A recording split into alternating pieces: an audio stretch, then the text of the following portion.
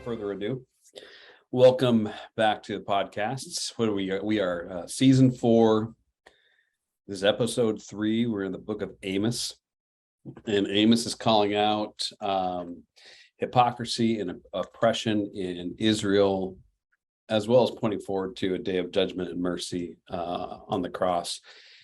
And really what Peter has challenged us with through readings and just straight out challenging us in the podcast to open up the week is to examine ourselves. And we are, as Americans, but I don't think it's specific to Americans.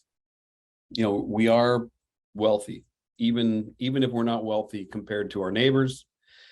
We are wealthy compared to the vast majority of the world. So that's the tension that American Christians tend to live in a lot. Is there's a lot to be said in the Bible about the poor and how God views the poor, and it raises questions when you live in a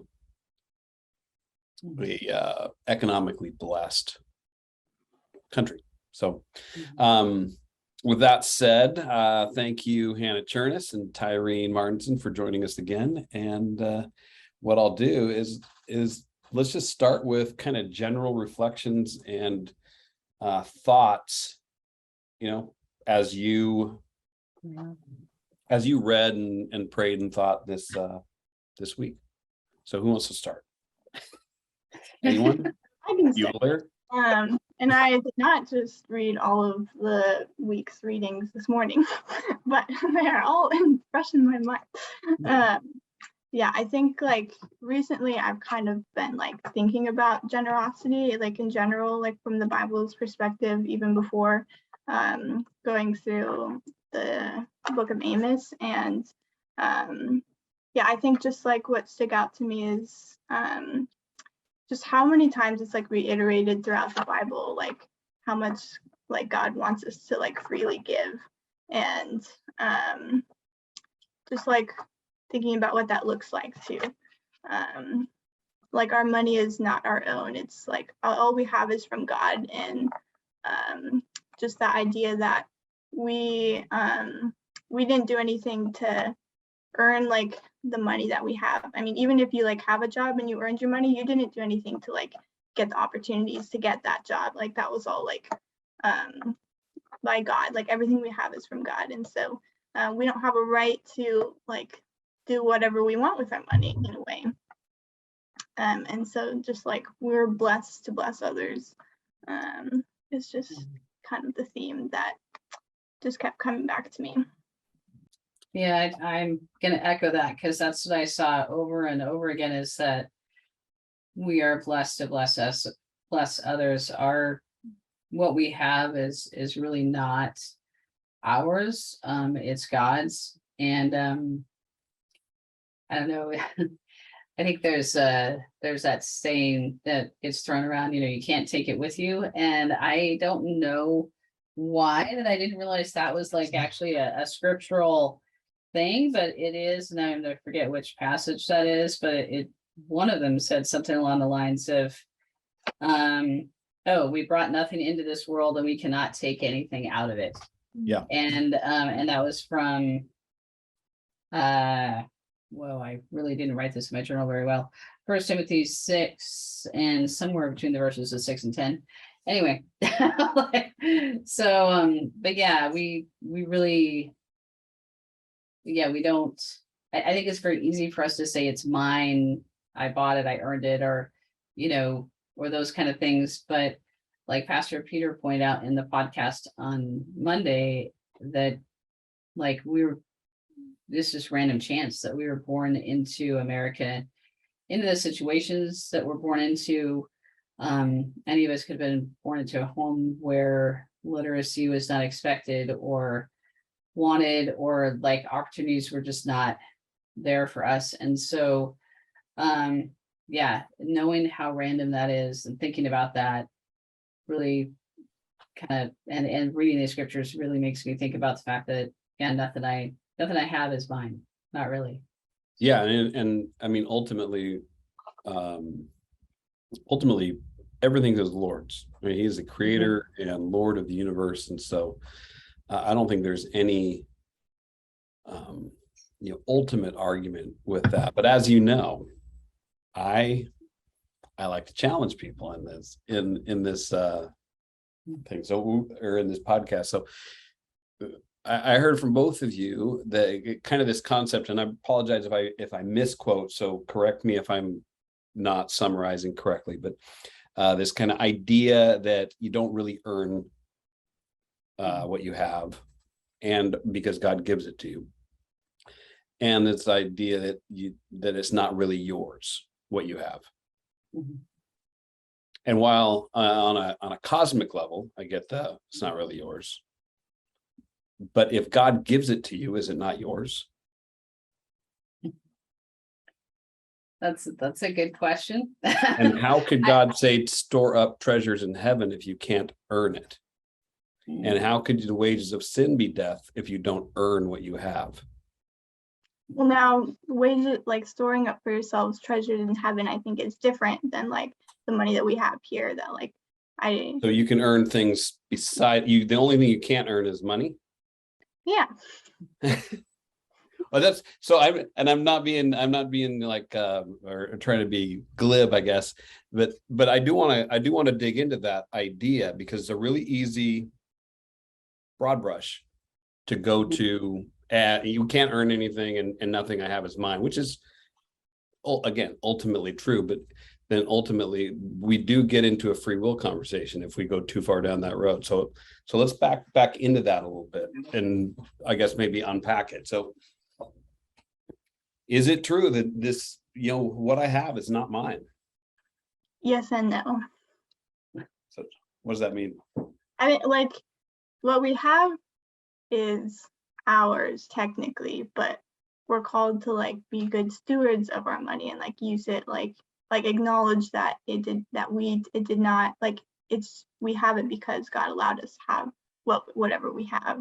And so with that, like we're free, like in a sense we're free to do kind of whatever we want with our money, but we are called to be good stewards of that and to remember like God can take all of our money like away like in an instant if he wants to, and like that's just possible. And like we'd be fools to think that like our money, like that we're, no matter how secure like our investments are and our monies and the way that we spend our money is, like God could still get rid of it all in a day. And so just like remembering that, and like we're called to use it a certain way. So more of a don't hold on to it too tightly. Yeah. Yeah. How about you, Tyree? Yeah, I was thinking about the whole earning and keep and hours, that concept. You're right, at a cosmic level. I think it's easier to talk about on those big broad terms, but I mean, I know, and this is going to sound silly, I've had this mug for 15 years. It's mine, I mean, like, but like Hannah was talking about being a good steward, if I have something from wherever, whether I earned the money and bought it, or I have it in my house for some reason, somebody else gave it to me. Everything is a blessing from God, and how I use that's partly how I acknowledge that it's God's more than mine, if that makes any sense. Yeah. I mean, I'm not going to say that's easy, because it's challenging. I have a lot of books that I really like, and I have a hard time lending them to people because I'm like, I don't want them to, do Right. something to it that I would do. I want to get it back, but then I'm like, well, how, is that really being a good steward of what God's given me? And stewardship's an interesting concept, because it kind of gets to those things like, our house is old, we've done some remodels. I can look to the right and see something that still needs to be done. I can look to the left and still see something that needs to be done in my house. But doing that in a cost-effective way that is good stewardship, so we can continue to give and bless others with what we have. There's always that tension of how are we good stewards? How do we remember that God has given us everything we have? Sorry, I kind of went around there. No, that's good. I was trying to think of how to phrase this, but so we've got some real unspoken tension, right, in this concept. And there's a few things I wrote down while you were talking, but I probably will get to eventually in this call. But we've got this idea that everything is God's, and that what I have, God's either blessed me directly with or indirectly with. Right. And from the book of Joel, also the bad things. Right. So last week we were talking about, oh, God has blessed me with all these trials and pain. Now we're saying, oh, God has blessed me, and what do we do with it? Now we're talking about, oh, God has blessed me with all this wealth and prosperity. What do I do with it?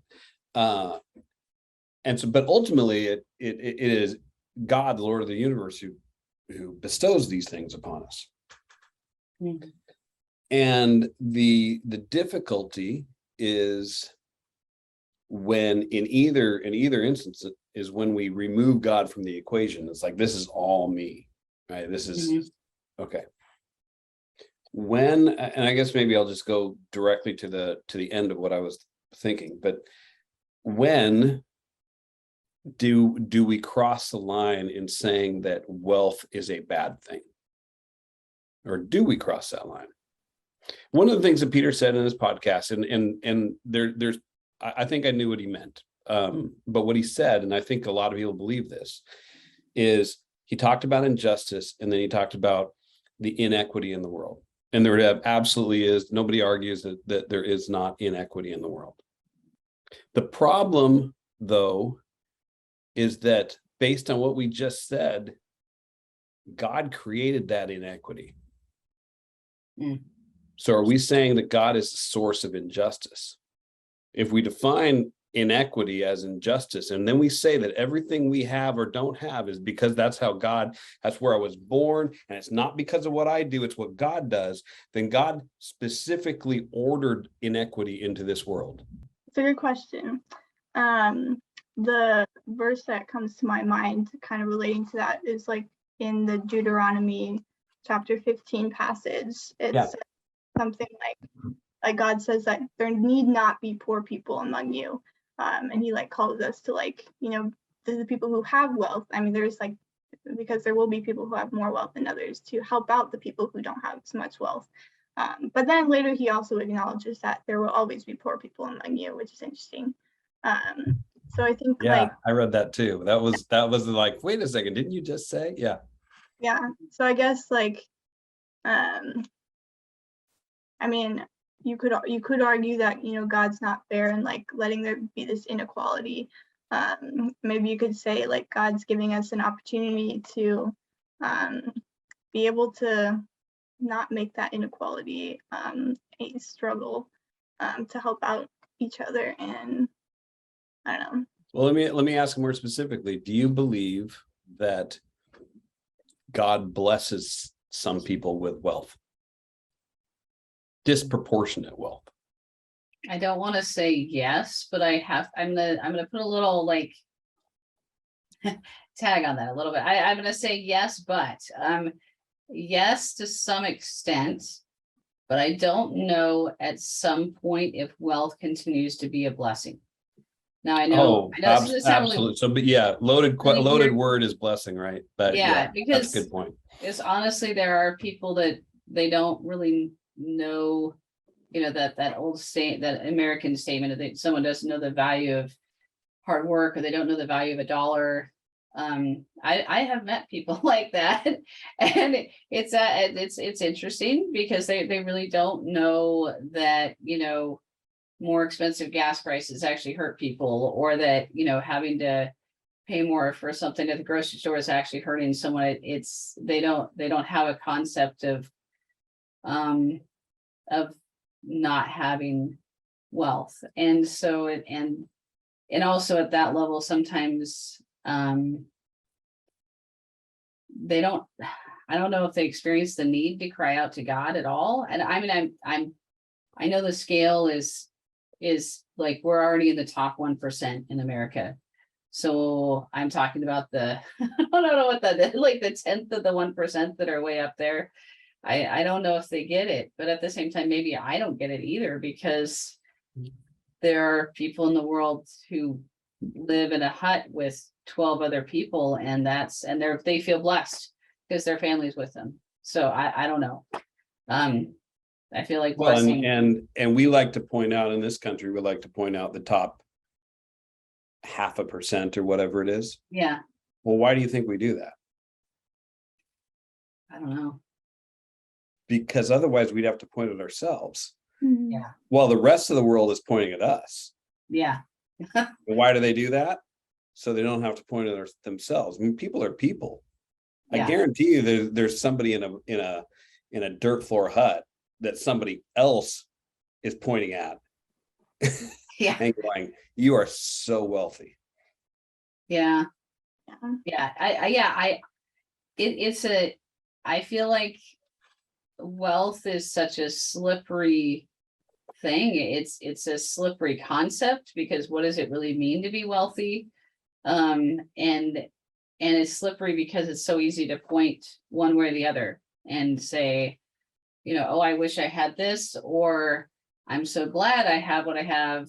And, I mean, like, it's just a bizarre thing. Sorry, that was I don't think that's necessarily, let's put it this way. I don't know if that's how God wants us to view wealth. Yeah. And I feel like there's the common phrase, more money, more problems. But I think a better phrase is more money, more responsibility. Yeah. Like, wealth isn't like inherently bad, but it's just like how we use it. And we just have such a tendency to use it wrongly and selfishly. Yeah. Right, which comes back to the I think it was Hannah earlier, but it was the verses on, is it First Timothy? Is that the contentment and the love of money?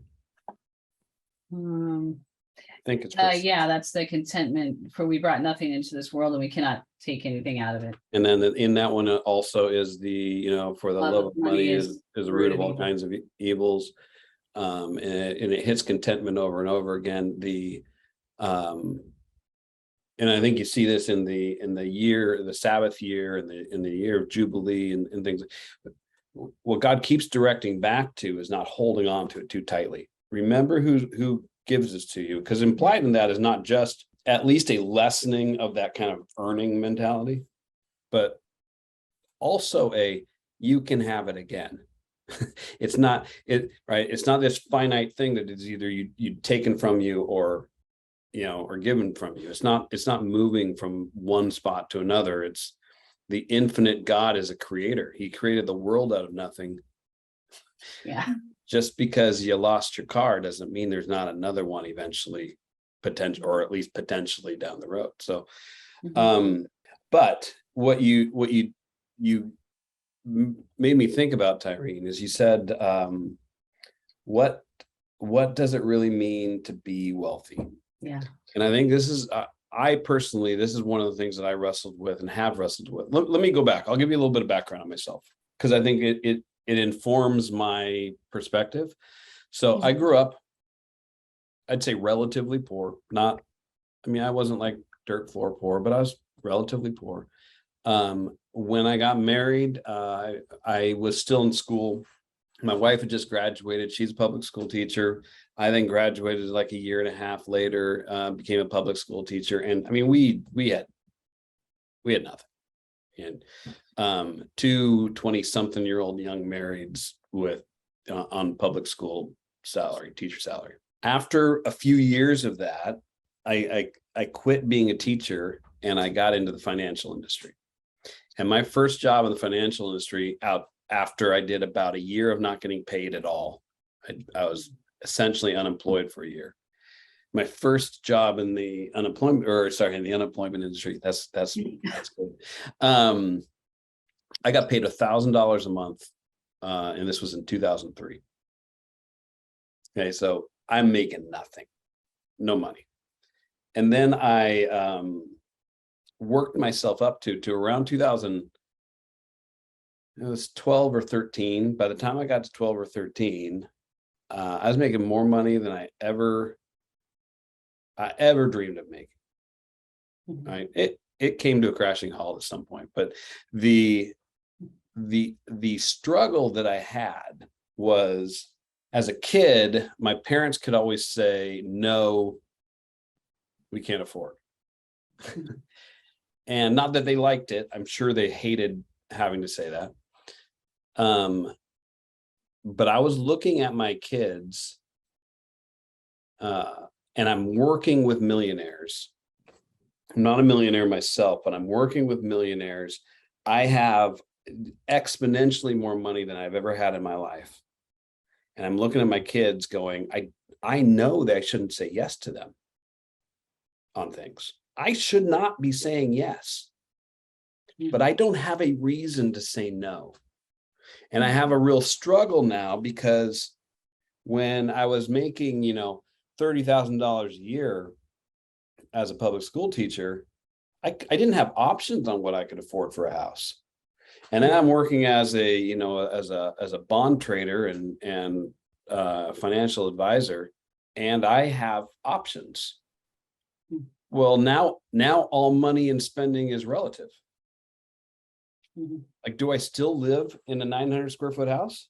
Or is that ridiculously limiting, and you go to a 1,200 square foot house, or you go to an 1,800 square foot house, or you go to a 3,000 square foot house? Do you live in a poor neighborhood? Do you live in a rich neighborhood? Do you live, like, everything is relative. Everything becomes a choice.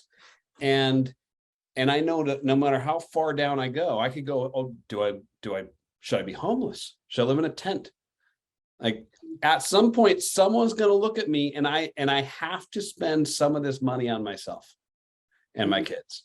And it's completely discretionary. And it wrecked me for a long time of trying to figure out, like, how do you spend money on yourself? What is the line?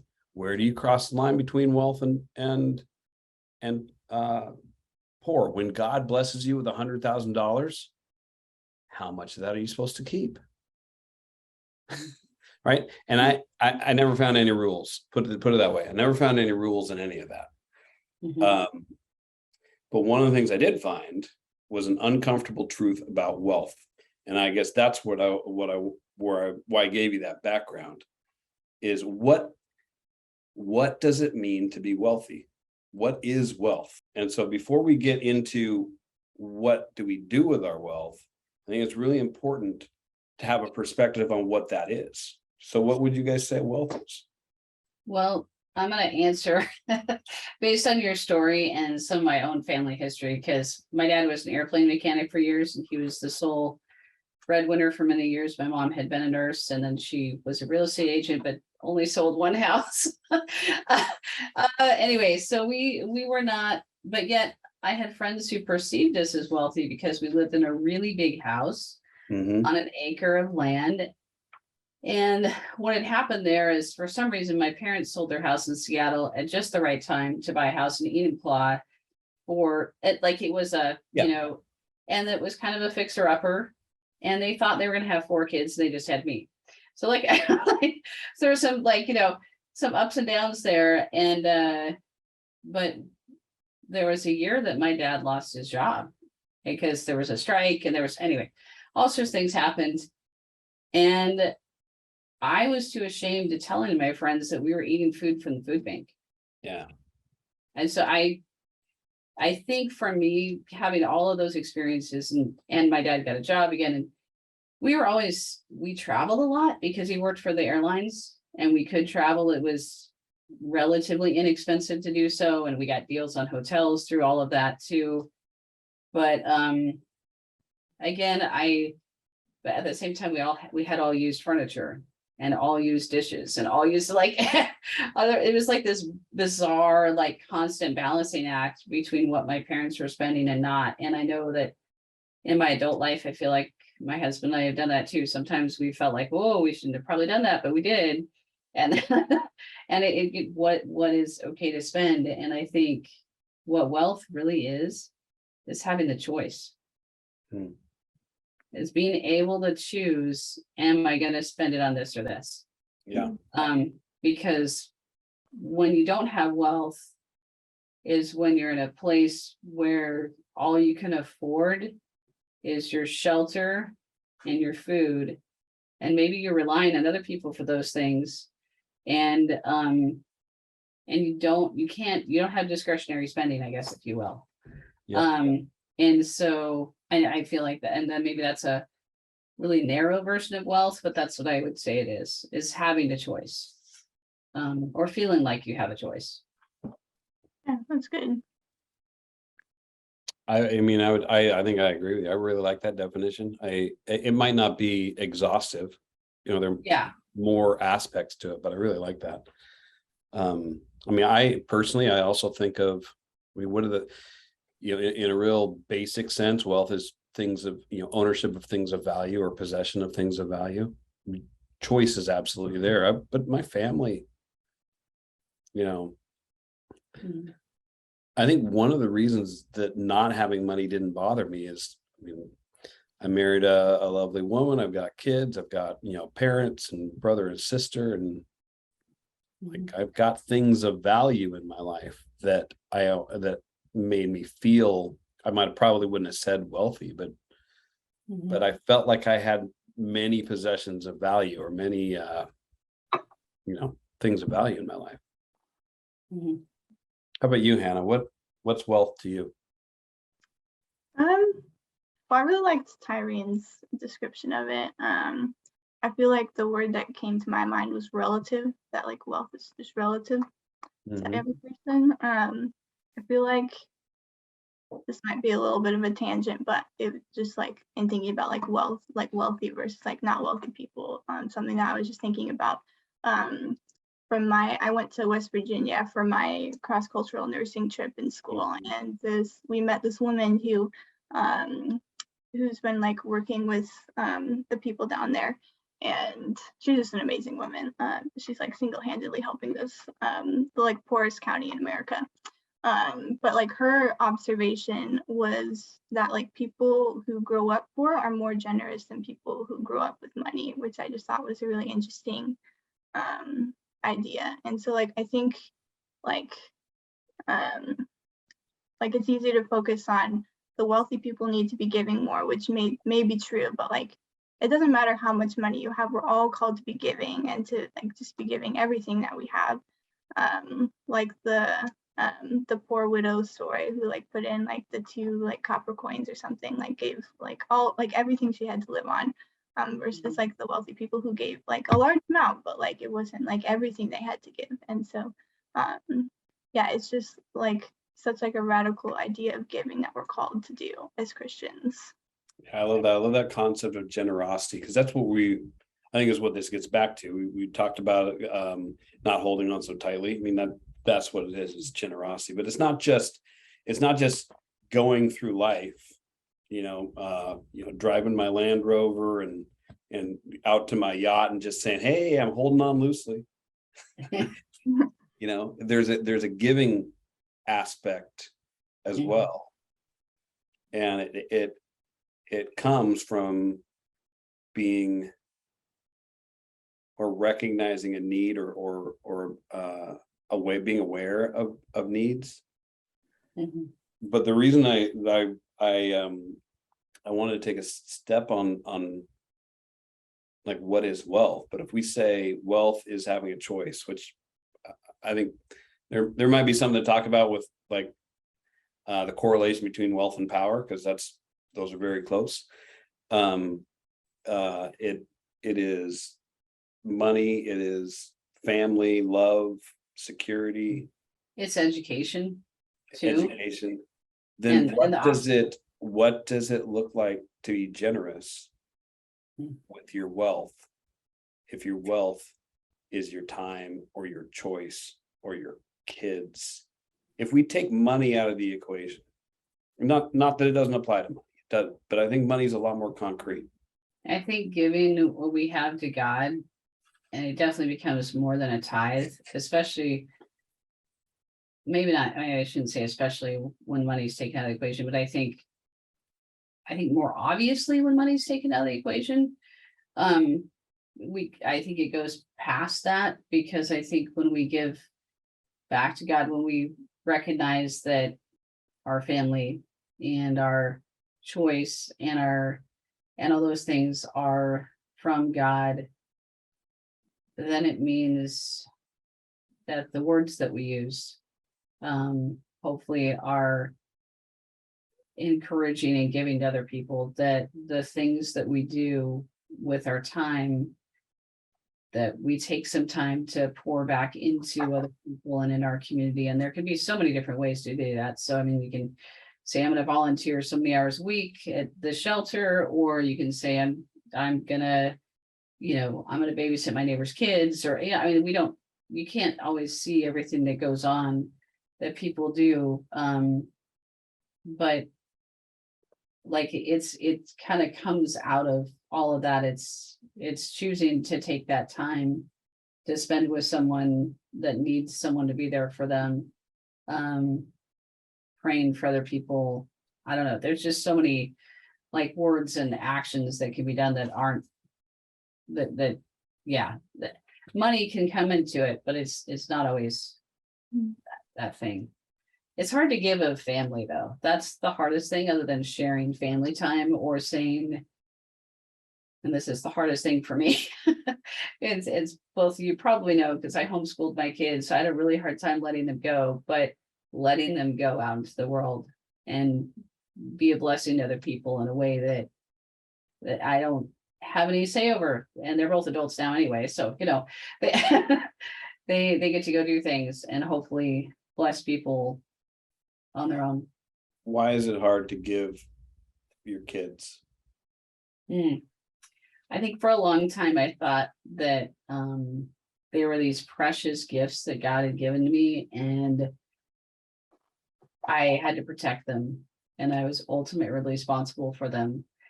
And I still feel that to some extent. Like, I don't know if I'll ever completely not feel that to some extent, but being able to say, okay, if one of my daughters wants to do a job that I don't really love, that's okay, because she's doing it because she feels called to do that. If one of my daughters wants to travel to different countries and I worry a little bit, you know what? I need to give that worry to God and trust that she's safe, because God's going to take care of her. So I guess that's that part. Yeah, no, I listen, I understand totally. I totally get it. It's the hardest thing, because I can rationalize that, and I won't just say children, because not everybody has kids. Everybody has a parent. Everybody has a loved one of some kind. Well, I guess most people. There's probably someone that doesn't, but ironically, in the things like that, like family, that we know more than anything else we have not earned. We hold on tighter to than the wealth we think we have. Like, is it easier to give $1,000 to someone, or to give my daughter to the service of the Lord? Way easier to give $1,000. Yeah. Way, Sorry, Hannah, you know you probably what? don't know that yet. My daughter can just stay home. That would be okay. Or if my dad, who's 80 now, so it's not as relevant, but if my dad all of a sudden decided he wanted to go, to Guatemala and live down there away from me when I was, 16, would I be okay with that? No, I wouldn't be okay with that at all. Because he's mine. Yeah. So I have a question. Yeah. If in thinking about like how much to give, like if we're giving, like should we be giving until it hurts, or like if it doesn't hurt, are we not giving enough, or like how should it, like, I don't know. I think it's a good question. I'll tell you my I don't think there's an answer. I'll tell you a couple of my thoughts on this. One, if giving hurts, it's almost the opposite. You don't give till it hurts, you give till it doesn't. If it hurts to give, you're holding on. And I think more than anything else, that's what's behind these verses is where's your security? Do you believe that God provides? Do you believe that that you'll be okay without whatever you have now? Mm. Does your security come from the Lord? And if it does, then there's no risk in giving. Yeah, I feel like that's really in kind of in Malachi. It's throughout all these verses, but it talks about in Malachi that verse chapter 3, verse 10, giving God the full tithe, putting God to the test with our needs. And I think I paraphrased here, and I was writing stuff down, and he will pour down blessing. And then there's this other part it was Luke 6, verse 38. Right. Give and it will be given to you. And oh my goodness, I can't even read my handwriting. Pressed down, shaken together, running over into your lap. So I feel like if we trust God, giving's not going to hurt. Yeah. And but I do at the same time, I knew a family that they were very determined to give 70% of their income back to God, which was huge. And one of their kids had medical problems, and they weren't able to get her the medical help she needed and give to that point. And they chose to give. And yes, there were provisions that ended up being made for her, but as a kid, I didn't understand it. I knew her when I was young. So, and it was really hard to see her go through such hardship. And I really don't know if they poured more money on it, if it would have made any difference, because sometimes things that just doesn't. But it was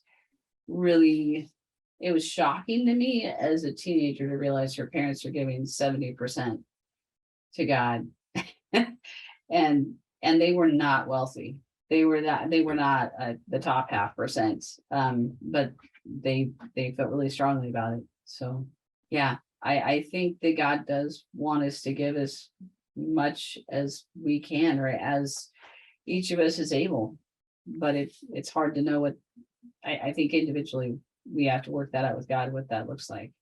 I'd say there's I'll tell a quick story that I don't really share very often because I know it's controversial. But I'm tithing for the most part in my life has not been a challenge for me. I think my parents just kind of raised me as that it was an expectation. So, whatever the reason being, most people that I've known of, that's a challenge. So it's not, I kind of just chalk it up to like, I kind of hit the tithing lottery. Like it doesn't bother me. And about, I don't know, 4, 5, 6 years ago, somewhere in there, business blew up. I was, we were really struggling for money for a couple of years there. And, I was still tithing faithfully. And even probably a little bit to excess, because that's just the habit I had gotten into. But it was a struggle every time I got money to write that check. And there was I'll just say there's some bitterness involved in that, and there at the same time kind of some pride. And I can say this kind of in retrospect now, but there's some pride in like, yeah, but I'm still doing it. Look what a great person I am. And I distinctly got prompted by God to stop tithing. And I'm like, and it took me probably a couple months to do it, because it was so odd. And I knew I'd have to go to my wife and say, hey, God doesn't want me to tithe. And I'm like, I'm not having this conversation. I'm not, God, you're nuts. Like, just take away all my money if you don't want to tithe, you know? And I didn't tithe for probably a year to anywhere. Once I started doing that. And there was a real heart work that God did on me there, because at some point I had crossed the line from tithing obediently and giving obediently. It was just tithing, but it was giving obediently and joyfully to giving dutifully and pridefully. Here's what I heard God say to her, you know, strongly to me. I don't need your money, Joel. It's mine. Like, I don't need it. You're not paying for anything. You give for how you bless others, and you give for how it blesses you. And to keep your heart in the right spot. And that's why I don't think there's a magic number on it. I don't think there's I think 10% is frankly, I think it's kind of a rule that God's like, just give 10. How about 10? Try 10. That'd work. You know, it's like, does that hurt a little bit? Okay, why don't you do that one then? You know, I'm not gonna bankrupt you. Anyway. The funny thing about that is I had a friend years ago who asked me, well, if it's not just money, like, how do you give 10% of your time? And we actually did like a mathematical equation, and we're like, well, 24 hours, you know, or do you count, like, do you count 24 hours? Do you count like just how many hours you're awake? And we came down to like, so it'd be really best to volunteer at least 8 hours a week. And for a while I tried to do that, but yeah, it can definitely pour into that prideful thing. When I think the number sometimes that having a, like, I got to hit this percentage is not a good thing. It's funny how fast we can make an idol out of everything. Yeah. Like, we can make, like, we are the idol makers. Like, I can make an idol out of praying. I can make an idol out of anything. You know? All right, last thing before we wrap it up. Maybe two things. You guys tell me what you guys want to talk about. One is that the idea of giving to others, not just giving to God, implies that the others don't have. So when wealthy give to poor, right, we've got an imbalance.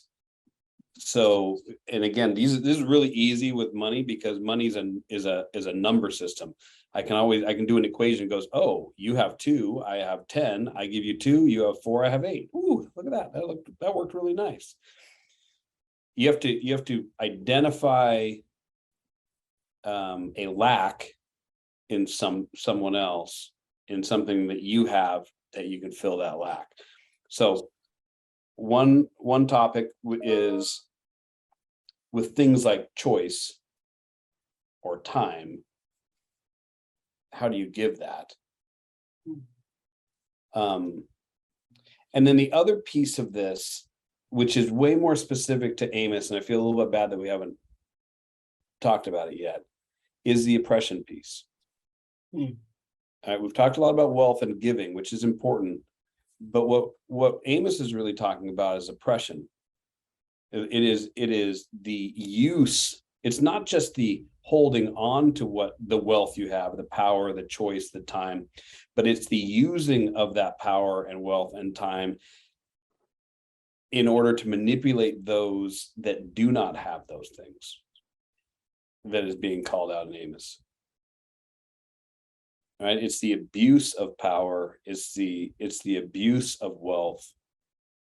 And it's specifically of abusing or taking advantage of those who cannot do anything about it.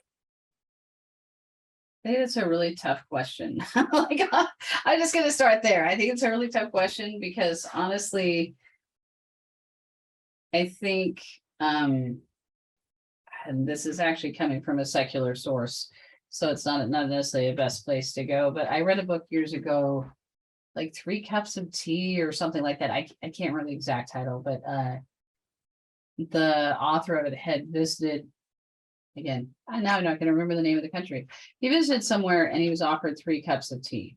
And it was in his mind, perceived far less wealthy household than his own. And the people offered him the first cup of tea, and that was because he was a guest. And then the second cup of tea was because it's like an offer of friendship. And the third cup of tea meant you were like part of the community. Which is an interesting, like it was a cultural tradition. And he felt so guilty accepting the tea because he was there to give, right? He was there to give the, wealth to, and they were feeding him and giving him tea out of their very meager stores. But he realized that it would be extremely offensive and hurtful to them if he didn't accept the tea. And so I think when I hear you talk about the equation, and I think that's a trap that's really easy to fall into. What are we saying when we need to give to someone else? And I'm not trying to take away from what Amos is saying here about oppression and injustice, because it is unjust when we allow people to starve to death, and that is pure injustice. But at the same time, how do we give to God and to our communities, give to God through our communities in a way that still gives people, the people that we're giving to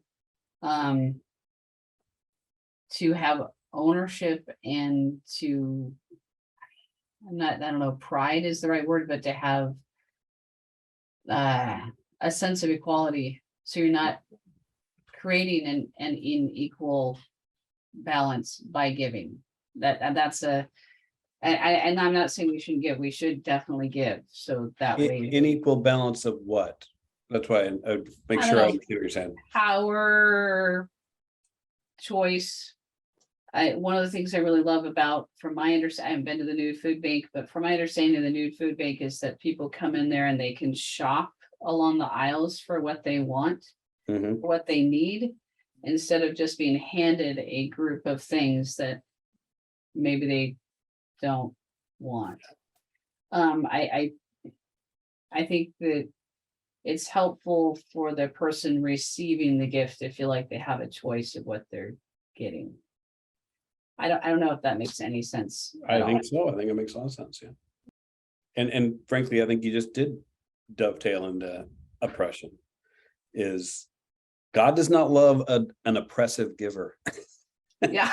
I mean, because like I said, we can make an idol out of anything. Like we're so good at this. We're so good at like turning a good thing into a bad thing. And God turns bad things into good things, right? Every good and perfect gift comes from the Lord. For God works all things together for the good of those who are called to His name. I mean, and to His purpose. God works good things out of bad things. We do the exact opposite. We take Eden and turn it to sin. We take the church and turn it into an instrument of power and religion. Not we that's what we do. We do it with giving, we do it with prayer, we do it with everything. And I think that's a really, really important point, Tyreen, that being aware of the receiver of gifts, receiver of, and it's not even a gift, it's just sharing. Yeah. Yes, I think we need to turn it into sharing and not giving. Yeah. I don't because know. when I give a gift, I want credit for it. Yeah. I mean, otherwise, shoot, I just like leave it on the doorstep. But you're gonna open that in front of me, and now you're going to smile and you're going to act way happier than you might feel inside. So, because this is about me. Yeah. Okay. To an extent, it's kind of okay to like, this is gonna sound wrong, but like give selfishly, in the sense that like God does promise to bless us and like we'll store up treasures in heaven, and it's okay to store up treasures in heaven. Like we just need to like be like wanting the right kinds of blessings, I think. Yeah. Yeah. I mean, that is, Hannah, I don't know how to get there. You're 100% right. I mean, it is, how do you loosen that grasp? Mhm. Because immediately my prayers of thanksgiving turn into requests and hopes for something back to me. Immediately my tithe turns into expectation of blessing. Immediately my acts of good deeds look for individual praise. Like I turn it right back to me over and over. And that's probably why I can't remember if it was in these readings or not, but it talks about anonymous giving in scripture. You know, it was this week. I'm trying to remember which one it was, but wow, I don't think I've ever done that. I mean, I might have, I probably shouldn't say that. I probably have done it. It's an exception for sure. Giving anonymously. The thing about being married is sometimes John and I give without telling the other one, so we're kind of we're not really the left hand's giving and the right hand's like, wait, what? Yeah, until you reconcile the end of the month and you're like, what? We both gave to the same people. All right. Then if you're all right with it, I'll just close in prayer. And I really appreciate you guys joining us today, and in a deceptively difficult topic. All right. Dear Lord God, thank you so much. Thanks for processing that with us, God. Thank you for your Holy Spirit and his guidance. And thank you for blessing us with enormous wealth, the wealth of choice, of free will, the wealth of love and forgiveness. And yes, money too, Lord. Thank you for the resources that you have given each of us. And help us, Lord, to be aware and mindful of where you'd like those resources used and spent and invested. All glory to you, God, and not to us. In Jesus' name I pray. Amen. Thanks, guys.